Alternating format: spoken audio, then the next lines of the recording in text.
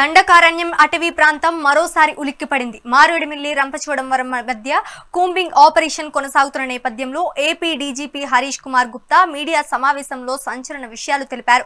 పోలీసులు ముందుంచిన తుపాకీలు, పేలుడు వస్తువులు, మావోయిస్టుల క్యాంపుల్లో లభించిన పరికరాలు, అక్కడి పరిస్థితులు ఎంత ఉత్కంఠభరితంగా ఉన్నాయో చెప్పేలా ఉన్నాయి. గత 3 రోజులుగా కొనసాగిన ఆపరేషన్లో 13 మంది మావోయిస్టులు చనిపోయారని, సుమారు 50 మందిని అదుపులోకి తీసుకున్నామని డీజీపీ గుప్తా తెలిపారు. ఏడాది జూన్లోనే ఒక పెద్ద ఎన్కౌంటర్ చేశామని, అప్పుడే లొంగిపోకుంటే కఠిన చర్యలు తప్పవని హెచ్చరించాం అని గుప్తా చెప్పారు. హిడ్మా, టెక్ శంకర్లు ఎన్కౌంటర్ కావడం తమకు పెద్ద విజయం అని గుప్తా వివరించారు. హిడ్మా తర్వాత కీలక నాయకుడు దేవ్జీ ఎక్కడా, ఆయన చనిపోయాడా, లొంగిపోయాడా అని మీడియా వరుస ప్రశ్నలు సంధించింది. ఈ ప్రశ్నలపై డీజీపీ ఇచ్చిన సమాధానం ఇంకా రహస్యాన్ని పెంచింది. చనిపోయాడని ఒక ప్రచారం, మరో ప్రాంతంలో పోలీస్ స్టేషన్లో లొంగిపోయాడని మరో ప్రచారం. అయితే డీజీపీ చెప్పిన మాటలతో ఈ 2 వందంతులు నిరుగారయ్యాయి. దీంతో దేవ్జీ ఎక్కడున్నాడు, అతని స్థితి ఏంటి అనే ప్రశ్నలు మరింత మిస్టరీగా మారాయి.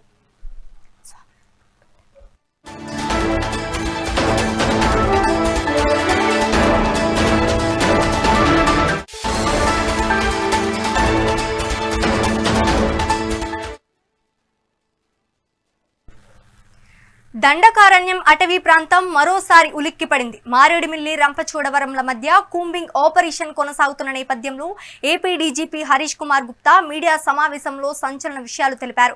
పోలీసులు ముందుంచిన తుపాకీలు, పేలుడు వస్తువులు, మావోయిస్టుల క్యాంపుల్లో లభించిన పరికరాలు, అక్కడి పరిస్థితులు ఎంత ఉత్కంఠభరితంగా ఉన్నాయో చెప్పేలా ఉన్నాయి.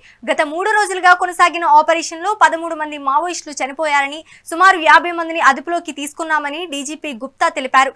ఈ ఏడాది జూన్లోనే ఒక పెద్ద ఎన్కౌంటర్ చేశామని, అప్పుడే లొంగిపోకుంటే కఠిన చర్యలు తప్పవని హెచ్చరించాం అని గుప్తా చెప్పారు. ఇక దీనికి సంబంధించి మరింత సమాచారం మా ప్రతినిధి దేవేందర్ అందిస్తారు. దేవేందర్, చెప్పండి, అక్కడ తాజా పరిస్థితి ఏంటి?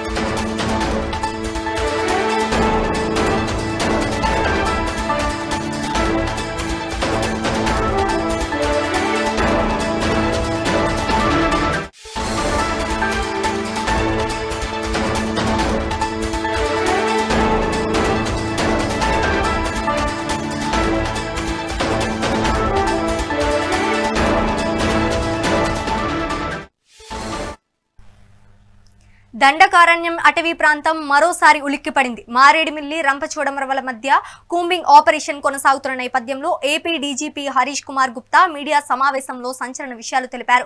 పోలీసులు ముందుంచిన తుపాకీలు, పేలుడు వస్తువులు, మావోయిస్టుల క్యాంపుల్లో లభించిన పరికరాలు, అక్కడి పరిస్థితులు ఎంత ఉత్కంఠభరితంగా ఉన్నాయో చెప్పేలా ఉన్నాయి. గత 3 రోజులుగా కొనసాగిన ఆపరేషన్లో 13 మంది మావోయిస్టులు చనిపోయారని, సుమారు 50 మందిని అదుపులోకి తీసుకున్నామని డీజీపీ గుప్తా తెలిపారు. ఇక దీనికి సంబంధించి మరింత సమాచారం మా ప్రతినిధి